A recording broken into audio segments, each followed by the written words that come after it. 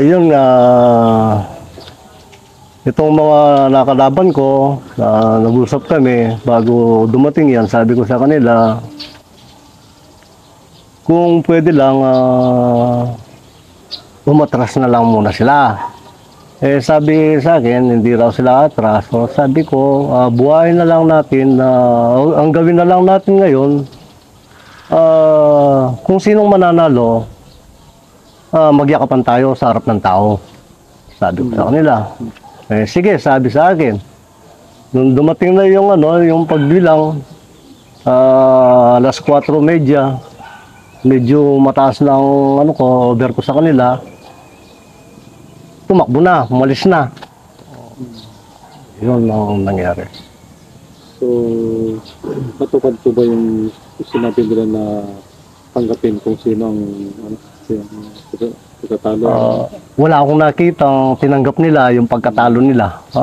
The moment, siguro, ngayon na unawaan nila, na-anticipate nila sa sarili nila na kailangan lang natanggapin. Kaya okay na sila ngayon, naka-recover na. So, paano po, ano po ang pakiramdam niyo, ano po observation niyo nung lessons learned? Nandiyan na po lahat yung magmula civilian, pumasok ng HMB, naging commander, political officer, naging commander. Hanggang ngayon, barangay captain kayo. Pwede, ano po masasabi niyo? Pwede niyo po bang ipaliwanag yung mga lahat ng ano? Yun, dun sa ng buhay ko ngayon, masaya na ako. Masaya ako sa ngayon na nakita ko at na bigyan ng katuparan yung mga iniiling ko sa itaas na sabi ko, bigyan mo pa ako ng pagkakataon na pagpatuloy ko yung naging adhikain ko na tumulong sa tao. Yun. So ano po, pwede po ba kayo magbigay ng message na parang inspirational yung nakaka-consumat sa encouragement o yung nakaka-inspire sa mga mamamayan mo na kailangan mong sabihin? Yun ang masasabi ko bilang bilang barangay captain ng barangay Kandating. Ang masasabi ko po ngayon sa inyo, ang nakikita kong nagagawa ninyo na suporta sa akin ay buong puso kong pinasasalamatan.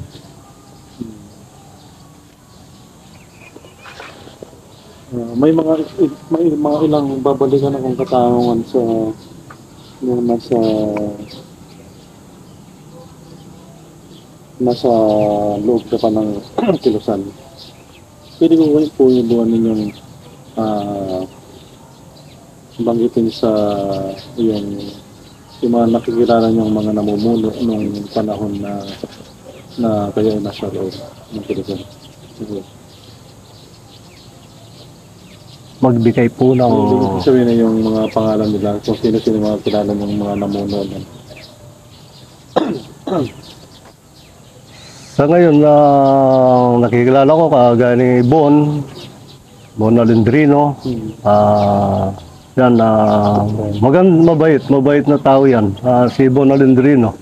At yung mga kasama kong iba, wala na, namatay na. Halos kami, halos dalawa na lang kami. Ni Bon Alendrino dalawa na lang kami natitira. Namatay na. So, sino po ang nauna sa inyo ni Bon Alejandrino? Nauna siya. Kaya lang bumaba sila noon na kumbinsi rin sila kasi nung una ng gobyerno.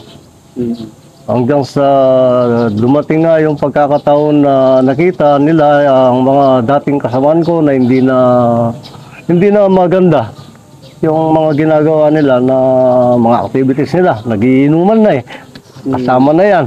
Hanggang sa pasukan namin yan, kami dalawa ni Bon. Ano ibig sabihin, pwede niyo buwang ipaliwanag yung maling ginagawa na ng mga kilusan, ang mga hukbo? Yun nga, ang pang-aabuso nila sa masa, yung sinasabi kong pang-aabuso, yung iinom sila pagkatapos manununtok sila ng mga sibilyan. Hmm. Yan ang mga nakita namin at mayroon ng nagbe-beer house. Oh, yan. Mga anong taon po yun? 1980s na. 80s. Nung ganun na ang trabaho nila. Saan po nila, bali, isang mga lugar-lugar nila ginagawa ito, mga gano'n? Dito lang sa nasaksihan ko yung mga bagay na yan na ginagawa ng mga nakasama ko sa HMB. Dito sa parting Arayat, parting San Luis, Andaba, diyan nagagawa. May pangyayari po ba na yung mga grupo nung nawala na yung supervision nyo o supervision ni Bon ay ng extortion, no? Nang hingi sila ng extortion, mga gano'n. May mangyayari po bang Parang mayroon na mayroon nangyayaring gano'n pero minor lang naman. Hindi masyadong baka ginagamit lang yung sariling impluwensya na niya. Hindi na niya ginagamit yung pagka-HMB niya. So, paano po ang nangyari nung dumating uli kayo ni Bon Alejandro? Ayun, medyo nagkaroon ng pagbabago. At bumalik ang isipan ng tao, yung simpatiya nila, bumalik sa amin. So, paano paraan niyo po ito binuo ulit ng panibagong Ginawa namin yan sa pag-ikot-ikot namin sa mga lugar.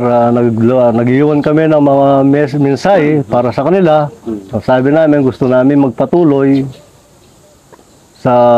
na itayo ulit ang Samahan HMB. So, anong taon po yun nangyari? 1983, 82 siguro yun, 83. Kailan naman po ito na yung mga nasabi niyo na nagkaroon ng pagkamali, mga hindi magandang gawain ng HMB?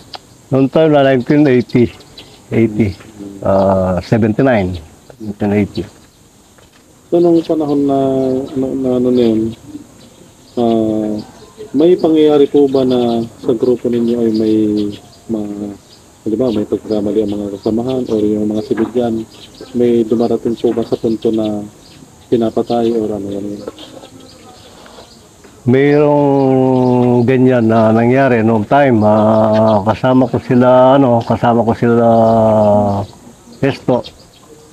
Ernesto de Malanta, yung naging supremo ng Samaan noon bago dumating si Bon. Nung kay Bon, nahuli si Bon. Nung nahuli si Bon, nagkaroon ng ganong sitwasyon. Kaya nag-rebelde nga ako noon. Noong time na yon na biniwalay ko yung mga taga-Arayat. Biniwalay ko sa grupo. Pwede po ba yung ikwento kung anong dahilan yung mga pangyayari? Yung mga pangyayaring yon na naging OIC si Ponsing. Ponsing lang ang alam ko. Nakalimutan ko yung apelido. Siya naging OIC bilang OIC Supremo ng Samaan. Hanggang sa yung mga kasama namin na hindi malapit sa kanila, pinapatay. Hanggang sa umiwalay kami. Kaming mga taga Nueva Ecija, Arayat, umiwalay kami sa kanila. Hanggang sa inayos ulit ni Bon. Nung lumabas si Bon, hanggang inayos yan. Nagkaroon kami ng pero bumaba na rin sila nun. Nung nakita nila na talagang magpapatuloy kami, dahil doon sa nakikita nga natin na sitwasyon ng ating lipunan, nagpatuloy pa rin kami. Wala pa kami kasing nakikitang pagbabago doon sa katulad ng inaanap namin pagbabago ng ating lipunan.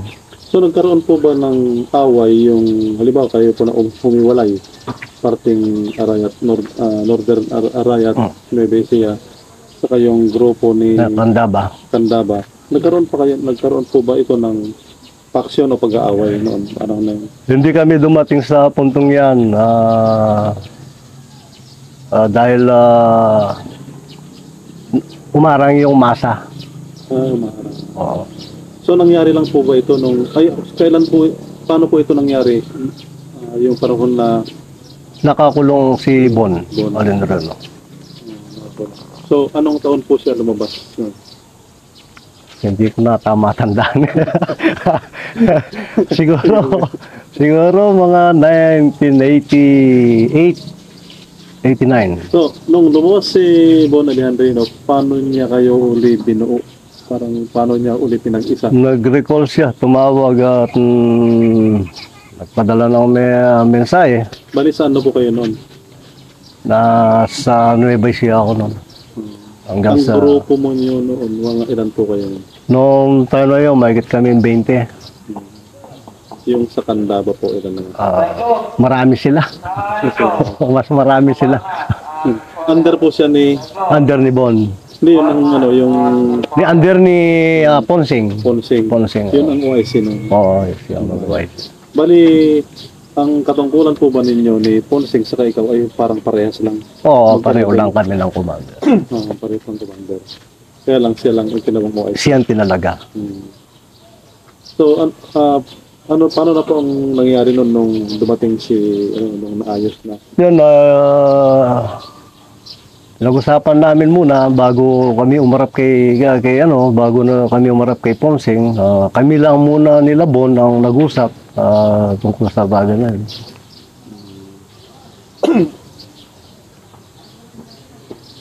So, yung kuwan pala na yun, nagkaroon din ng pagtalo.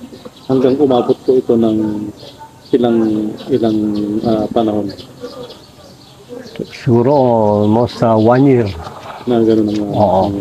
Ano naman, yung ginagawa ninyo sa Nueva Ecija, ano naman ang ginagawa nila dito sa Pampanga?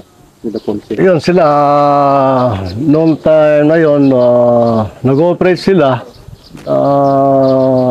Dala pa rin nila ang saman. Kami, ganun rin ang sa amin. Hanggang sa umabot yung sila mismo, lumapit na sa gobyerno. Lumapit sa PC pa noon Si Ponsing, lumapit na doon hanggang sa parang mga hindi naman sila kapgo, hindi naman Sumurrender po sila lahat. Sumurrender sila Yung, lahat. yung grupo ni... Pero nag-ano pa rin, nag-ooperate pa rin katulad ng ginagawa namin. Pero hindi na po sila... Hindi na siya konektado. Hindi na sa HMB noon. Hindi na. Yung grupo ni Ponsing. Oo. So, nung panahon na dumating si Bon Alejandrino, yung group, paano po? Hindi pa surrender na yun. Paano niya kayo napagsama ulit? Hindi, pagbaba niya, paglabas niya ng kulungan, umuwi siya ng sa may Mapanike, hanggang sa pinatawag ako, yung mga grupo. Yun pong surrender pinatawag ko ulit. Oo, pinatawag lahat yan. Hanggang sa yung iba, nag-declare na ayaw na nila, magpahinga na sila. Sila katulad nga nila Ponsing, sila Aisa, Ponsing, Aisa, si Aisa, babae po yun? Ha? Babae po yung Ponsing? Ay, yung Aisa? Hindi. Mga lalaki kami lahat. Talaga. Bansag lang? Basag lang. Bali po, buhay pa po ba itong si Ponsing? Buhay pa. Nasa Korea. Sa isang bansa. Nakalabas siya. Ayun pong isa na sinasabi niyo. Si Aisa, namatay na. Kailan lang. Bali po ang nasabi niyo na yung mga nung nagbalik loob sa PC na sila, grupo ni Ponsing, mga ilan po yun, mga sabi marami. Marami yun. Abot ka, kulang 30 yun eh. So nagbalik sila. Yun pong iba sumapi uli sa inyo. Oo. Bumalik sila sa amin. Yun. Paano po kayo uli nakapagparami ng tauhan nung panahon nung dumating si Alejandrino? Nirecall lang namin yung bumaba. Yung iba. Hindi muna kami nag-recruit ng mga tao na basta nirecall lang namin yung bumaba na. Kasi nung time na yun na nagugulo, magkakaroon kami ng problema sa samahan, yung iba bumaba. Hanggang sa tinawagan lang ulit na gusto pa nila. Umayag naman kasi hindi pa siguro sila ano, hindi pa siguro sila kumbinsido. Pero yun pong panahon na nakabalik sila, marami pa rin kayong na-recruit na ano. Marami. Oo. Hanggang sa panahon ni pagbabalik ni Alejandrino, mga ilang tauhan po kayo nun? Mga ilang naging tauhan niyo? Yung ano, kulang siya, kulang 40. Ganun. So, ganun pa ng ano. So, dun, si Bon Alejandrino po ba, lumaban siya sa politiko? Ngayon, bali 2 times na siyang lumaban bilang mayor ng Arayat. Arayat. Ano, nanalo po ba siya? Hindi, natalo siya. Nanalo siya. Oo. So, anong taon po siya unang lumaban? 87. Ay, 2007. Oh, so, panahon po ngayon, 2004 pala. 2004, so 2007. 2000. Mayor ng Arayat. Mayor ng Arayat. So, okay na po. Kailangan. Yun pong, nung panahon na kayo ay nasa hukbong mapagpalayan ng bayan, naging political officer hanggang sa naging commander, bali, may pagkakataon po ba na na-enkwentro nyo o may pagkakataon ba na nagkaroon ka ng enkwentro against the military? Wala po. Wala. Bali, ano po ang ugnayan ninyo sa military nung kayo ang namumuno? May negosasyon kami nila Colonel, Kapitan pa lang siya, si Captain Isnisa noon. Yun, magipagtulungan laban sa MPA. So, paano kayo nakakatulong sa yung tinatawag natin counterinsurgency na campaign ng military o ng ating gobyerno bilang isang hukbong mapagpalaya ng bayan na armado? Ang naibibigay namin tulong sa kanila, yung makapagbigay kami ng mga impormasyon tungkol sa mga armadong gumagala dito sa ating sa ngayon na mas mabilis, meron tayong text, meron tayong mga cellphone na ginagamit. Kaya madali ang pagkikipag sa militar. So, nung panahon po na yun, may pagkataon po ba na yung naibigay ninyo impormasyon sa military ay nagkaroon ng paglalaban, enkwentro sa NPA? Mayroon. Meron akong binigyan ng dyan sa parting Mexico. Yung encounter doon na medyo malaki-laki. Kasama tayo sa gumawa ng pagsasurveillance sa mga para matukoy kung saan nandun yung mga kalaban ng gobyerno. Yun ang nagawa ko. So, kasama po kayo na bilang isang pangulo o isang commander ng HMB na sumama sa military para lumusob sa NPA? Hindi, kasi ang ginagawa namin noon, mga kasama ko, mga taga-intelligence, ayaw na nila yung makita pa nila ako. Basta binigay ko yung trabaho, yun lang ang ginagawa namin. Ngayon, pwede naman yung sumasama rin naman minsan. Kaya lang, mas maraming beses yung binigay natin na trabaho, yung impormasyon lang. So, yung mga ibinigay niyo, so ano pa ang mga ibang bagay o ibang pamamaraan na nakakatulong kayo sa counterinsurgency bilang isang hukbong na mapagpalaya ng bayan? Ang alam ko, pinakabisang dyan talaga, sa nakikita ko sa ngayon, yung parang civilian na walang pakiram sa mundo. Yun ang ginagawa natin, na binablind natin ng mga kalaban na hindi nila akalain na kalaban tayo. Yun ang ginagawa natin. So, ulitin ko yung tanong ko na kahit minsan ba hindi kayo nagkaroon ng against ng layunin na kalabanin ng gobyerno o lumaban sa gobyerno sa military? Wala. Sabi lang na bilang sandataan na illegal ang kalagayan namin bilang SMB, illegal pa rin kasi kami. Pero kahit bagamat yung mga activities namin na legal, masasabi pa rin natin na illegal. Dahil na nasa kalima kayo. Pero ano po masasabi ninyo sa mga lumalabas na mga may mga SNB daw na gumagawa ng mga extortion activities sa mga ibang lugar ng Pampanga, hindi lang dito kundi sa Nueva Ecija? Ako wala akong comment sa pagdating sa ganyan dahil wala akong nakikita. Ngayon kasi mayroong mga party na ginagamit lang nila yung